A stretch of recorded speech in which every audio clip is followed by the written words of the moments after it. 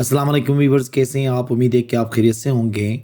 हम रोज़मर्रा ज़िंदगी में उर्दू ज़बान में ऐसे सेंटेंसेस इस्तेमाल करते हैं जैसे कि अकरम के पास अच्छा खासा पैसा है, उसके पास अच्छा खासा जायदाद है, और क्या बोलूं, उसके पास और क्या है। अब इसमें देखिए अच्छा खासा और क्या, ये टर्म्स इस्तेमाल हो गए हैं।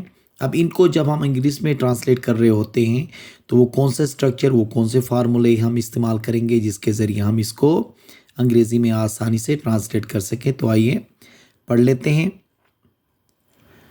अच्छा खासा कहने के लिए इंग्लिश में अ फेयर बिट ऑफ का इस्तेमाल कर लेते हैं। अब इसका फार्मूला जो होगा, सब्जेक्ट के बाद हैव, हैज़, हैड या विल हैव, उसके बाद अ फेयर बिट ऑफ के बाद अदर वर्ड का इस्तेमाल करेंगे। हैव और हैज़ जो हैं वो प्रेजेंट के लिए इस्तेमाल होंगे, हैड पास्ट के लिए, और विल हैव जो होगा वो फ्यूचर के लिए इस्तेमाल होगा। अब इसके एग्जांपल्स देखें। अकरम के पास अच्छा खासा पैसा है, अकरम के पास अच्छा खासा पैसा है।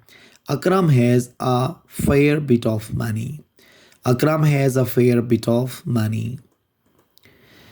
उसके पास अच्छा खासा जायदाद है, उसके पास अच्छा खासा जायदाद है। He has a fair bit of property, he has a fair bit of property. मेरे पास अच्छा खासा मकान था, मेरे पास अच्छा खासा मकान था। I had a fair bit of house, I had a fair bit of house। अगर आप इस किताब को पढ़ोगे तो आपके पास अच्छा खासा नॉलेज होगा, अगर आप इस किताब को पढ़ोगे तो आपके पास अच्छा खासा नॉलेज होगा। If you read this book, you will have a fair bit of knowledge। If you read this book, you will have a fair bit of knowledge। तो फेयर बिट ऑफ का इस्तेमाल कब करेंगे हम? अच्छा खासा कहने के लिए, ठीक है। तो अच्छा खासा को इंग्लिश में ट्रांसलेट करने के लिए अ फेयर बिट ऑफ का इस्तेमाल करके हम ऐसे जुमलों को ट्रांसलेट कर सकते हैं इंग्लिश में। दूसरा है हमारे पास और क्या कहने के लिए इंग्लिश में व्हाट एल्स का लफ्ज़ इस्तेमाल होता है। व्हाट एल्स किसके लिए इस्तेमाल करेंगे? और क्या।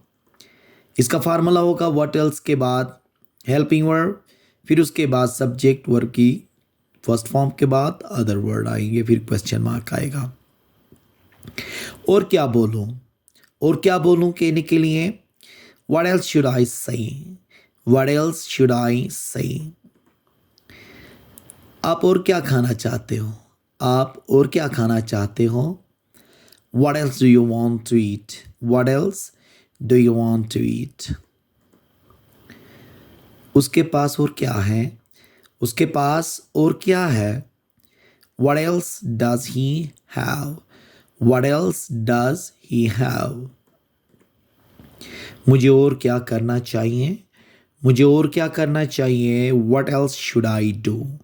What else should I do? तो और क्या कहने के लिए हम क्या इस्तेमाल करेंगे? What else का इस्तेमाल करेंगे। तो ऐसे जुमले हमारी रोज़मर्रा ज़िंदगी में ज़्यादा इस्तेमाल होते हैं। जब हम इनको इंग्लिश में ट्रांसलेट कर रहे होंगे तो फिर इन स्ट्रक्चर के ज़रिए हम आसानी से ट्रांसलेट कर सकते हैं।